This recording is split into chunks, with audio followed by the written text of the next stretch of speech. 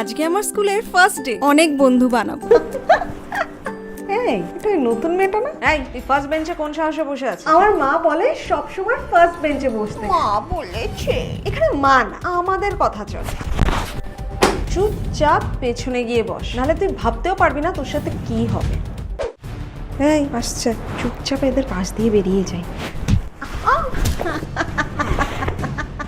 Homework পেয়ে গেছি, কিন্তু এটা তো আমার হোমওয়ার্ক। কিন্তু এটার উপর যখন আমি আমার নাম লিখে দেবো, আমার হোমওয়ার্ক হয়ে যাবে। টিফিন এনেছে আবার, দেখি। উপস, পড়ে গেল। ও ভুল করে জল পড়ে গেল তোর গায়ে।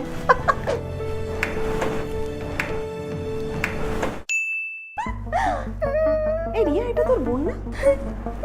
এই তুই কাঁদছিস কেন? দিদি, কি হয়েছে? স্কুলে আমার দুটো ক্লাস